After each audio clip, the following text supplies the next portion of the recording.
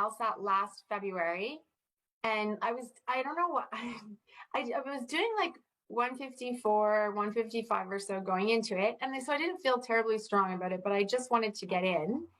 And then when I wrote it, I came out with like a 140. Like I totally bombed it. But there was a lot going on, and I was up in Canada. So I took a pre-law program. I don't need a pre-law program, but it got me moved into Texas.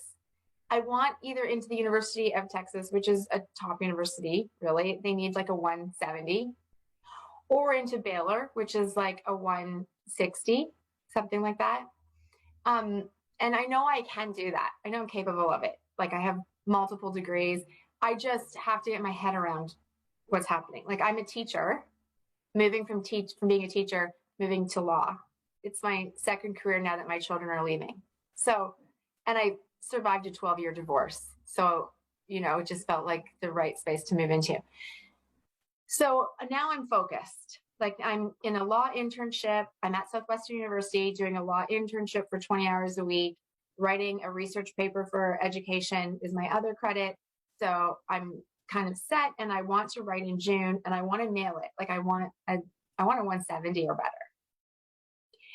And I need a plan to do that. And I've bought all the books, and I've kind of watched some videos, and I've started to work through your course, but I'm looking for a pretty big jump. And I know that it's a situation of like my learning and that threshold of, stepping into figuring out. I felt like before I was starting to find those little blocks that would click together to make sense. But having stepped away from studying for the LSAT now for a while, as when I reopened it, I was like, okay, this is so that's my story. I hear you. Well, thanks for sharing the background. I'd love to do whatever I can to help you get that top score. A couple questions. One is, what's your target LSAT date right now? I was thinking June. Is that far enough out? No, that's plenty of time. That's great. Okay. Yeah, that's what I was thinking. Baylor has a program that starts in January. So if my score was good enough in June, I could potentially start with them at the January start next year. Otherwise, it would be an application for the following September to U of T. Okay, sure. Well, that's plenty of time between now and June. We're speaking now very end of January, beginning of February, gives you a solid 4 months and change from now, also considering the familiarity you have up to this point. Yeah. Are there any particular weak areas or areas that you've struggled with on the LSAT so far? Timing. I think if I had all the time in the world, I'd be fine. Sure. I mean, you get faster by understanding the material better. I also think I struggle a little bit with staying focused, the endurance of staying focused that long. Mm-hmm. And like staying, I think I'm a marathon runner. So I feel like I need to build up my endurance. I feel like in short parts, when I come and study in short parts, I do better. And then I tend to lose my capacity as we move through. Sure. So you already know the solution there, at least in part, which is build up gradually, right? You build it up over time. You don't go from 0 to 26 overnight. It's you do a number of longer runs, and they get progressively longer with adequate breaks in between, so you don't burn out.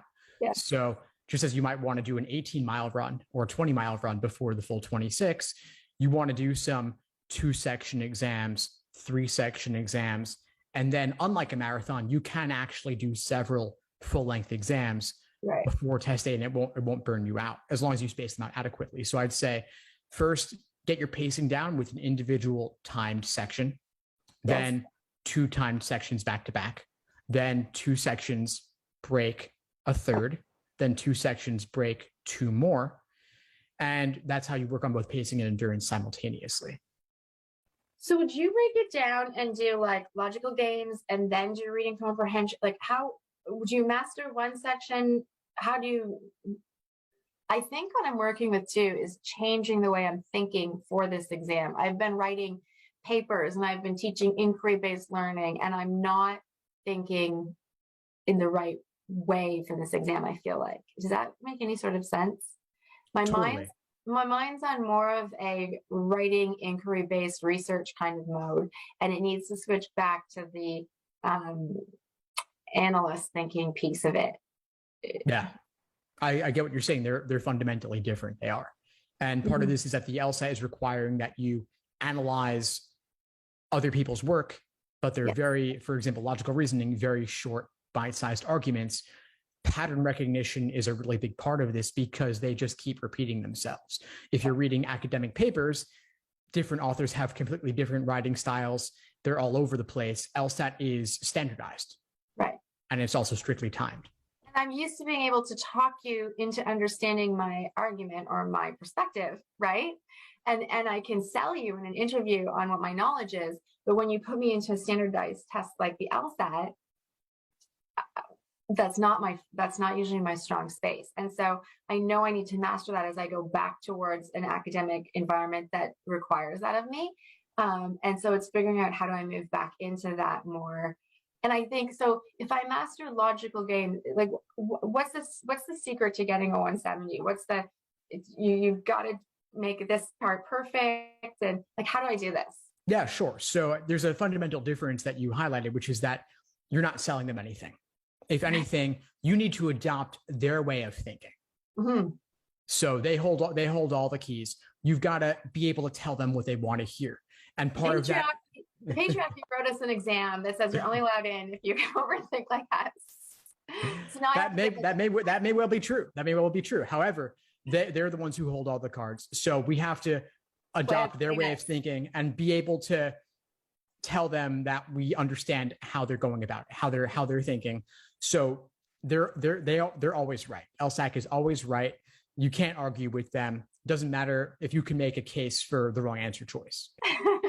In very, very, very, very rare cases, they have been wrong and they've admitted it. But 99.9% of the time, they're right. And we have to come around to their way of thinking. And part of that, how you do that is pattern recognition. So if you've seen them make a certain style of argument again and again and again, and you understand why the argument is laid out the way that it is, and you understand it's flawed if they say it's flawed, or it's valid if they say it's valid, and then you can recognize that same style of argument on a future question, even if the surface level topic is different. Right. So the key to that 170 is adopting their way of thinking and having been down the various roads of argumentation enough times so that nothing is new on test day. You've seen it all before. So what does that look like between now and June? What do I have to do? So it's about, you have plenty of time. I need a checklist. I do actually. Okay. And so it's about having a basic familiarity with the different sections and the different question types. So logic games, you have ordering games, grouping games, combinations of those, pattern, curveball, logical reasoning, strengthen, weaken, necessary assumption, must be true, and so on. Okay. And then reading comp, same deal. And then once you understand them individually, you then know how to put them all together with individual sections, full-length exams, reviewing in depth. And I actually have, at the very beginning of the course, I have a detailed day-by-day study plan breaking down exactly what to do every single day over the course of your prep between now and test day. So you just follow that checklist, follow that study plan, and you'll get there. Okay. So then do you recommend just following the course as it is online, or do you think that tutoring in addition to that, or what, how do you evaluate that? Do I do a test now? Like, I feel like there's no purpose in doing a test at this moment before I've done some studying because I know where I'm going to fall. That's exactly how I feel. Yeah. Diagnostics, when you haven't touched it before, haven't touched it much, they're just going to be discouraging because they'll tell you, hey, you don't know it yet. Well, like, and even if it popped up great, I'd be like, well, that was a miracle fall because it's not consistent, right? Like, sure. You got to train and build up to it. If you were to run a marathon having run nothing at all, first, you just wouldn't be able to. The body would not comply with that, right? Exactly. So you've got to know how each section of the exam works individually before you pull it all together. Mm-hmm. And so the study plan is the best way to go. Yes, of course, tutoring can help, coaching can help. There are plenty of benefits to a one-on-one personalized approach. And we can talk a bit about that down the line. But I always recommend that you do some work on your end first to figure out, okay, which parts are you feeling okay on? Which parts are you totally lost on? And once you hit a roadblock or an obstacle, then you reach out and we can talk about getting you unstuck in that particular area. But I'm looking for you to at least do a little bit on your own first. Okay. So I have your course. Like, I bought the beginning, I believe, of it. So just continue to work at that until I got through it a little bit. And then when I start to have like blocks, then reach out to schedule more tutoring one-on-one, or how was that what you, that's typically what I'd recommend. So for example, Okay. you might find that ordering games are super easy and smooth for you. Groupings where it gets a little bit more complicated. And so at that point, I'd say reach out about the one-on-one, or if you don't have the top tier course package, you can always upgrade later, in which case you'll get access to the live online classes in a group setting as well, which a lot of people like. I think I took the first one just thinking I would get into it, get warmed up and started, and then I would eventually upgrade to it, because I know I had shopped around a little bit to see kind of what would give me a little bit more structure, because I have a bit of a busy life and I tend to put things off if I don't have a bit of a structure in front of me. How many hours a week? I typically recommend at least 10 to 15 hours per week to keep moving forward, to keep the momentum going. And you can allocate that how you'd like. Some people are got to get more done on the weekends and can do less during the week. If you're only doing 1 hour a week or 2 hours a week, you're not going to make the progress that you need between now and June. So I recommend at least 10, 15. Okay. And are you did you get any additional books? Like, I mean, I have all these LSAT books floating around with old tests in them. And then I have like as much as I absolutely detest the concept of any book called for dummies, I bought the LSAT for dummies.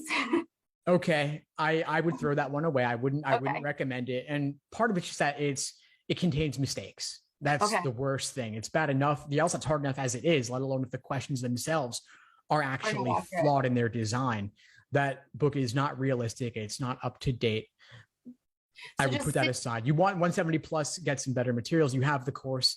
The old exams are great, that you can do them in books, but I'd recommend as test day gets closer that you get LSAC's Law Hub so you can do the exam questions. Okay, perfect. So that I would use that instead of the books ideally, because that shows you the exact look and feel that you'll experience on test day.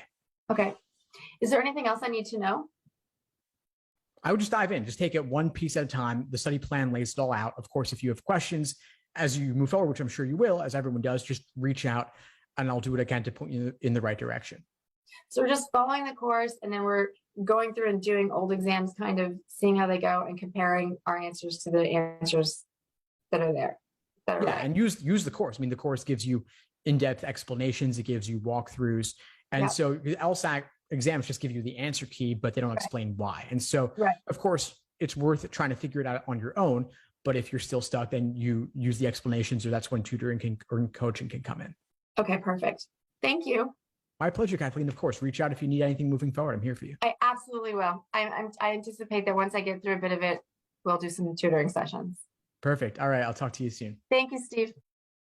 Thanks for tuning into the show. Please subscribe if you haven't done so already to be notified of new episodes as I release them. And feel free to reach out if you need anything at all as you move forward with your prep. I'm happy to help however I can. In the meantime, I'll wish you all the best and take care.